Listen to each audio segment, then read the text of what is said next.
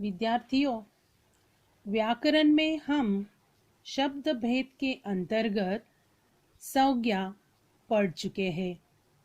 आज हम सर्वनाम पढ़ने जा रहे हैं।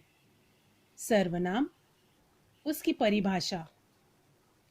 जिन शब्दों का प्रयोग संज्ञा शब्दों के स्थान पर किया जाता है उन्हें सर्वनाम कहते हैं। बच्चों, सर्वनाम संज्ञा की पुनरावृत्ति को रोकते हैं। तो परिभाषा हमने देखी, जो शब्द है उनका प्रयोग संज्ञा शब्द के स्थान पर किया जाता है, ऐसा हमें समझाया गया है। यानी सर्वनाम शब्द संज्ञा के स्थान पर आता है और वह सर्वनाम क्या करता है? सर्वनाम संज्ञा की पुनरावृत्ति, यानी संज्ञा शब्द बार बार न लिखते हुए पुनरावृत्ति यानी बार बार संज्ञा लिखना, यानी संज्ञा नाउन नाम, तो वह बार बार लिखना नहीं, उसकी जगह पर सर्वनाम डाल देना।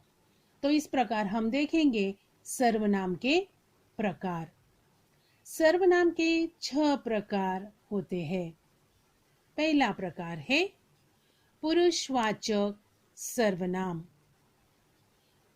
परिभाषा: जो शब्द बोलने वाले, सुनने वाले तथा जिसके विषय में बात की जाए उन पुरुषों का बोध कराते हैं, वे पुरुषवाचक सर्वनाम कहलाते हैं।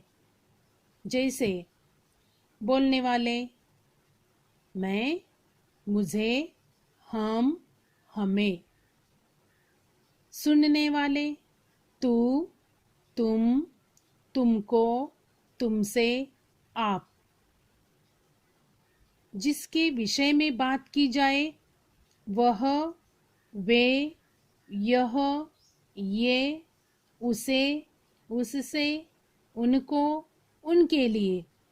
तो बच्चों, पुरुषवाचक सर्वनाम में 3 प्रकार दिखाई देते हैं: बोलने वाले, सुनने वाले और जिसके विषय में बात की जाए। बोलने वाले को प्रथम पुरुषवाचक कहा जाता है, सुनने वाले को मध्यम पुरुषवाचक कहा जाता है और जिसके विषय में बात की जाए उसे अन्य पुरुषवाचक सर्वनाम भी कहा जाता है। तो इसके उदाहरण किस प्रकार हम देखेंगे। उदाहरण: मैं प्रतिदिन प्रातः टहलता हूँ। दूसरा, तुम कल कहाँ थे। तीसरा, वह मेरा मित्र है। तो ये तीनों वाक्यों में बच्चों यहाँ मैं, तुम और वह पुरुषवाचक सर्वनाम है। तो इस प्रकार पहला प्रकार हमने देखा पुरुषवाचक सर्वनाम और उसके उदाहरण। दूसरा प्रकार है निश्चयवाचक सर्वनाम, जिसकी परिभाषा है जिस शब्द से किसी निश्चित व्यक्ति, वस्तु या स्थान का बोध हो उसे निश्चयवाचक सर्वनाम कहते हैं। उदाहरण जैसे यह दिव्या का घर है। दूसरा वाक्य तुम्हारा कोट वह है। इन वाक्यों में बच्चों यहाँ यह और वह निश्चयवाचक सर्वनाम है। तीसरा प्रकार अनिश्चयवाचक सर्वनाम। परिभाषा: जिन सर्वनाम शब्दों से किसी निश्चित व्यक्ति, वस्तु या स्थान का बोध न हो उन्हें अनिश्चयवाचक सर्वनाम कहते हैं। उदाहरण जैसे दरवाजे पर कोई है। दूसरा वाक्य माँ कुछ खाने को दो। इन 2 वाक्यों में यहाँ कोई और कुछ अनिश्चयवाचक सर्वनाम है। चौथा प्रकार है निजवाचक सर्वनाम। परिभाषा: जो सर्वनाम शब्द अपनेपन का बोध कराते हैं उन्हें निजवाचक सर्वनाम कहते हैं। अपनापन यानी खुद के बारे में। उदाहरण देखेंगे जैसे पहला वाक्य मैं अपने आप पुस्तक लिख लूंगा। दूसरा वाक्य, हमें अपना काम स्वयं करना चाहिए। तो बच्चों यहाँ आप और स्वयं निजवाचक सर्वनाम है। पांचवा प्रकार है प्रश्नवाचक सर्वनाम। परिभाषा, जो सर्वनाम शब्द किसी प्रश्न का बोध कराते हैं उन्हें प्रश्नवाचक सर्वनाम कहते हैं। उदाहरण जैसे पहला वाक्य, वहां कौन है? दूसरा वाक्य, प्रवीण क्या कर रहे हो?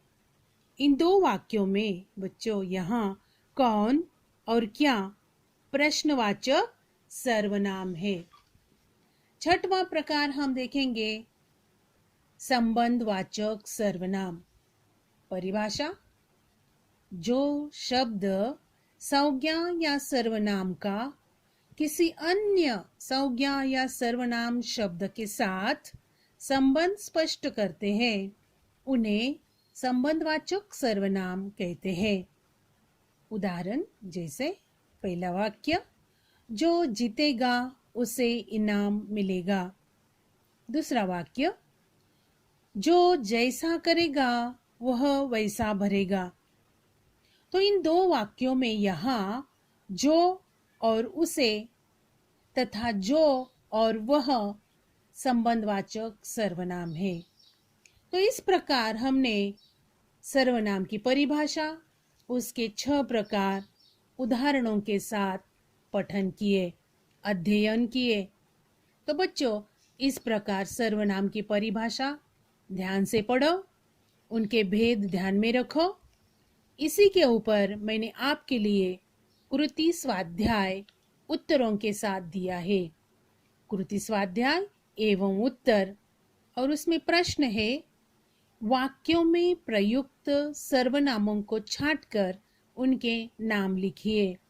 और 5 वाक्य मैंने दिए हैं, उसके नीचे उत्तर भी मैंने दिया है। इस प्रश्न का लेखन अपनी नोटबुक में करना है और ध्यान में रखना है। तो इस प्रकार सर्वनाम मैं समाप्त करती हूँ। धन्यवाद।